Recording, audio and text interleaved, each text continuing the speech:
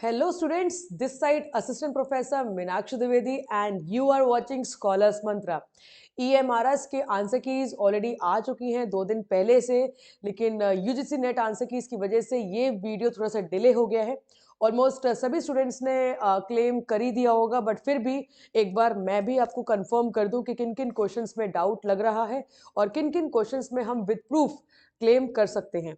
तो जो स्टूडेंट्स अभी भी सोच रहे हैं, क्योंकि मेरे पास अभी भी स्टूडेंट्स के जो कमेंट्स है वो हैं टेलीग्राम ग्रुप में वेट कर रहे हैं, तो उनके लिए मैंने ये स्पेशल वीडियो आपके लिए बनाया हुआ है, तो ताकि आप कंफर्म होके फिर फाइनल, क्योंकि 1000 रुपए का एक क्वेश्चन है और ये बहुत बड़ा अमाउंट है, तो सोचना पड़ता है भाई 1000 रुपए बहुत मेहनत से कमाए जाते हैं, तो सोचना पड़ता है कि 1000 रुपए दें या ना दें। तो मैं कंफर्म कर देती हूँ आपको कि आप क्लेम करें या ना करें।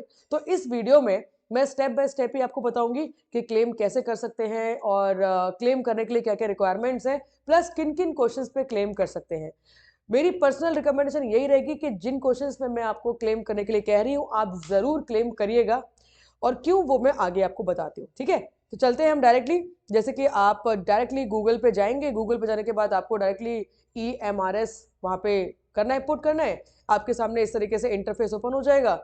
इंटरफेस ओपन होने के बाद कुछ इस तरीके से लिंक आपके सामने आ जाएगा। जैसे लिंक पर क्लिक करेंगे आपसे मांगेगा रोल नंबर और डेट ऑफ बर्थ। इनपुट करने के बाद कुछ इस तरीके से इंटरफेस आपके सामने ओपन हो जाएगा। ओपन होने के बाद आप आंसर कीज को देख सकते हैं, प्रॉपरली पढ़ सकते हैं, और उसके बाद किस तरीके से आपको चैलेंज करना है। तो यहाँ पर लिंक ओपन करने के लिए आ रहा है सबमिट की चैलेंज। तो यहाँ पर जैसे ही आप ओपन करेंगे तो आपके सामने यहाँ पे इंस्ट्रक्शंस आ जाएंगे। मैंने ऑलरेडी कर दिया है 2 क्वेश्चंस में, तो इसलिए मेरा यहाँ पे शो नहीं हो रहा है। ये मेरी स्टूडेंट का है और उन्होंने काफ़ी हेल्प किया मुझे इस चीज़ के लिए, वीडियो को बनाने के लिए, तो उनके लिए, रिया के लिए थैंक यू सो मच। तो सबमिट करने के बाद आपसे कुछ भी प्रूफ नहीं मांग रहे हैं, यहाँ पर सिंपल पेमेंट मांग रहे हैं। भाई अगर आपको एक क्वेश्चन में डाउट है तो आप एक क्वेश्चन में पेमेंट करिए, अगर आपको 2 में है तो फिर आप 2 में करिए। मैं तो कहूंगी कि 2 में डाउट है दोनों में कर देना, क्योंकि मुझे 2 में डाउट लग रहा है, तो 2 में कर देना। क्योंकि करने के बाद, क्योंकि प्रूफ आपसे मांग नहीं रहे, तो मतलब डेफिनेटली आपके 100% आपके 2 नंबर बढ़ेंगे, 100%।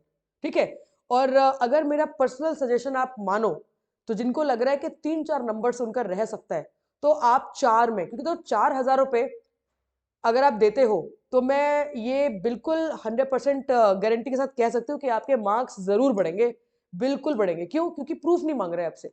ये इन्होंने गलत किया है वैसे, क्योंकि विदाउट प्रूफ कैसे हम चैलेंज कर पा रहे हैं, कैसे हम उस चीज को ऑथेंटिकेट कर पा रहे हैं, पता नहीं क्यों ऐसा किया, बट प्रूफ तो नहीं मांग रहे। तो आप 3 में करना चाहो तो 3 में कर दो, 4 में करना चाहो तो 4 में कर दो। मार्क्स इसके बढ़ने के चांसेस बहुत ज्यादा है। ठीक है, तो किन किन क्वेश्चंस में डाउट है वो मैं आपको यहाँ पर बता देती हूँ। तो चलते हैं हम लोग डायरेक्टली क्वेश्चंस की तरफ।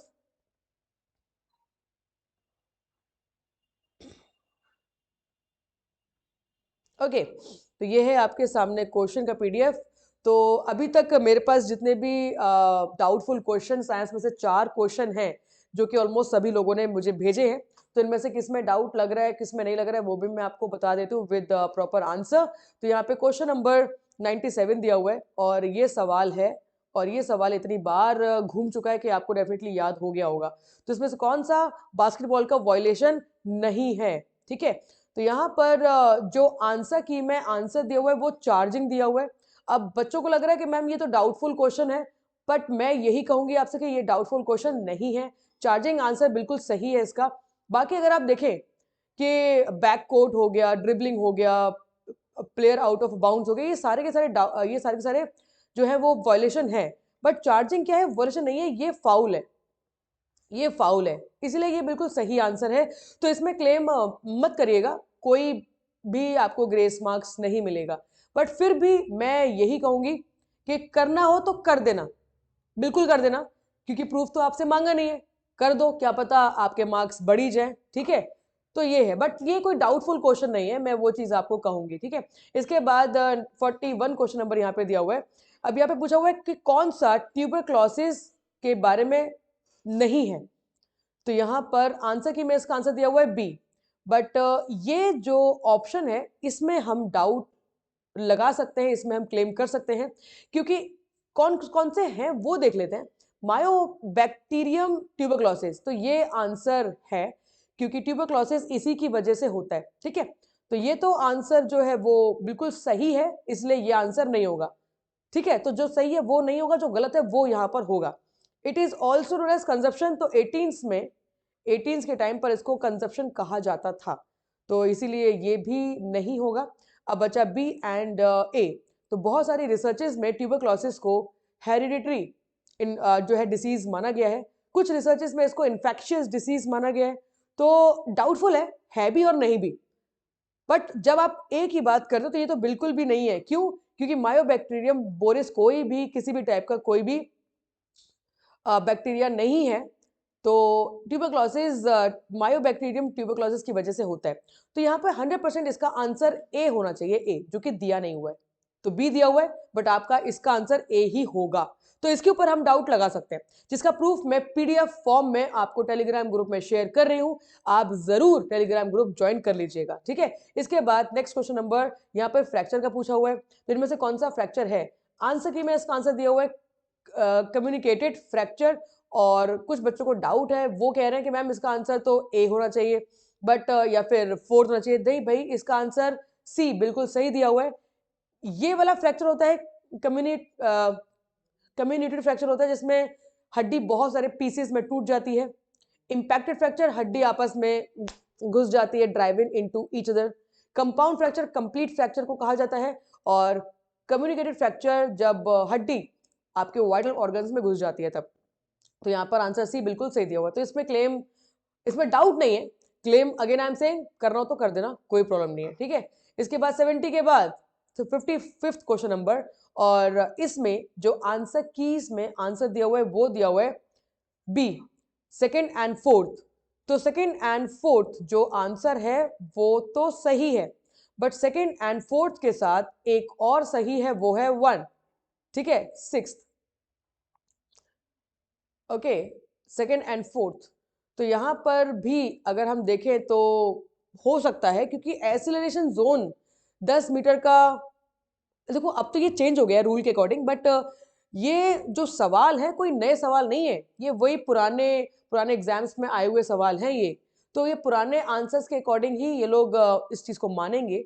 तो एक्सचेंज जोन 20 सेंटीमीटर का और एक्सीलरेशन जोन आपके 10 मीटर का, एक्सचेंज जोन 20 मीटर का और एक्सेलरेशन जोन आपके 10 मीटर का हुआ करता था, जो कि अब चेंज हो गया है।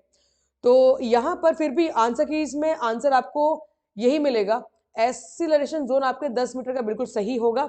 सरकमफ्रेंस होता है आपका 12 से 13 सेंटीमीटर, इसलिए ये तो गलत है, तो थर्ड गलत है।